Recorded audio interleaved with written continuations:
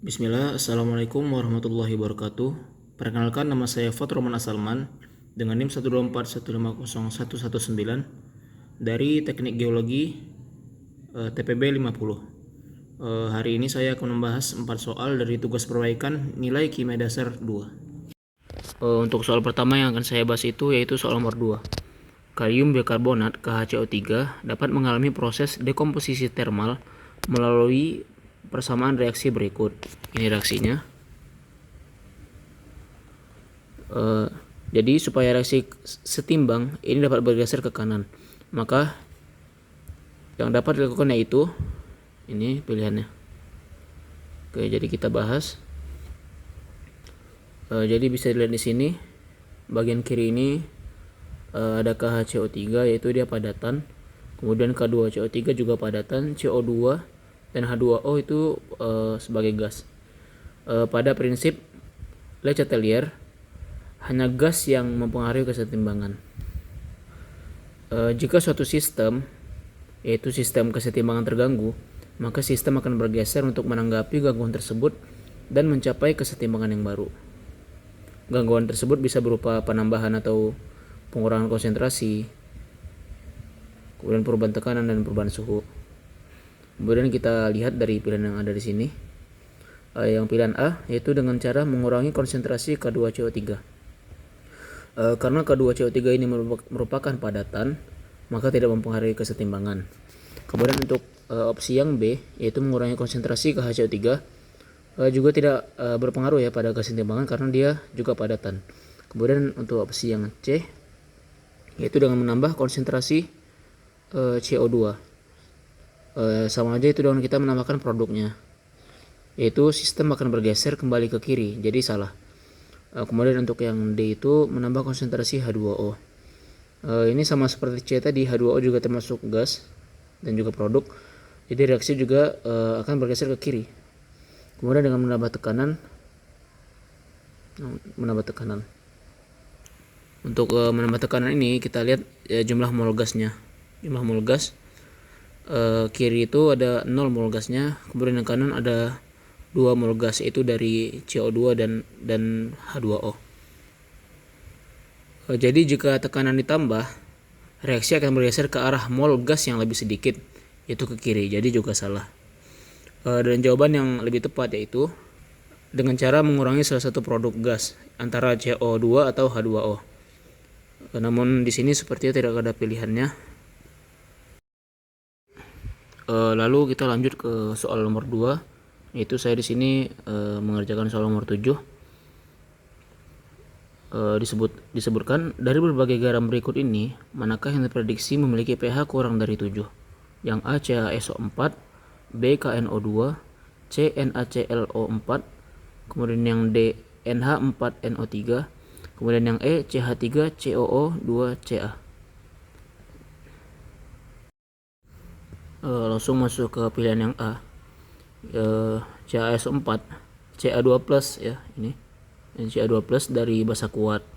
Kemudian SO4 ini dari asam kuat, menghasilkan garam netral yang pH-nya itu 7. Ini salah karena yang akan kita cari itu yang pH-nya kurang dari 7. Kemudian KNO2. K itu dia K+ dari basa kuat.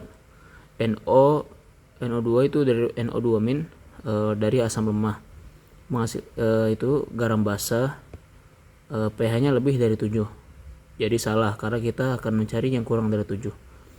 Kemudian NaClO4. Na itu Na+ dari basa kuat dan ClO4 dari asam kuat, jadi garamnya garam netral, pH-nya 7, jadi salah. Kemudian yang D NH4NO3. NH4 itu dari basa lemah, NO3 dari asam kuat, D itu garam asam, pH-nya kurang dari 7. Jawaban yang ini benar, yang D. Lalu masuk ke soal yang ketiga. Di sini membahas soal nomor 10. Jika atom bismut ditembaki dengan partikel X, akan terjadi isotop astatin. Sesuai dengan reaksi, ini reaksinya. Dalam persamaan reaksi ini, X adalah Yang A partikel alfa, B partikel beta, C tritium, D partikel neutron, E foton. Jadi untuk jawabannya, jadi kita lihat di sini sebelum reaksi itu bismut, ada bismut terus plus X. X-nya itu tidak diketahui. Kemudian sesudah reaksi astatin dan ada dua neutron. Jadi selanjutnya untuk membahas soal nomor 10 itu, kita hitung massa dan nomor atom totalnya. Ya, total massa sebelum itu ada 209 ditambah massa X-nya. Tadi belum diketahui kan. Ini tadi yang sebelumnya.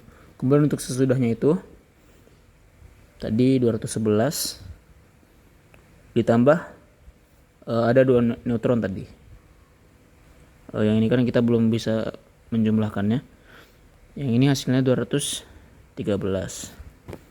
Jadi untuk mencari X itu, untuk mencari massa X ya, bisa 213 yaitu massa sesudah tadi dikurang massa sebelumnya berapa, 209 tadi. Jadi hasilnya itu menghasilkan 4. Ini untuk massa, menghitung massanya ini. Kemudian yang di bawahnya ini untuk menghitung massa.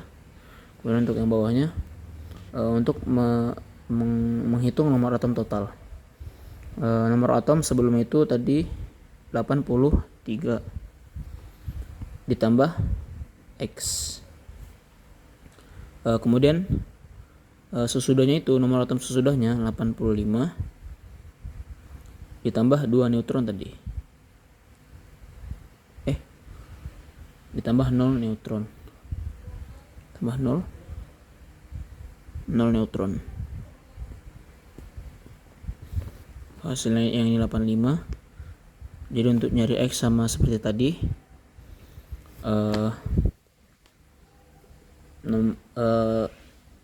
total atom sesudah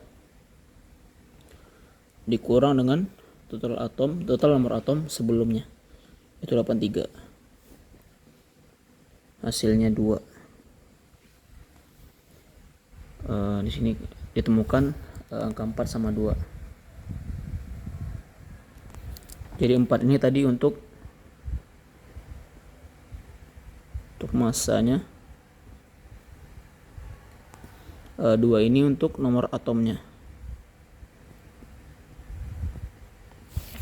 Nomor atom. Oke, jadi di sini udah kita temukan massanya itu 4 dan nomor atomnya 2. Jadi ditulis di sini partikel helium dengan massanya itu 4 tadi dan nomor atomnya itu 2. Jika kita menemukan seperti ini merupakan partikel alfa.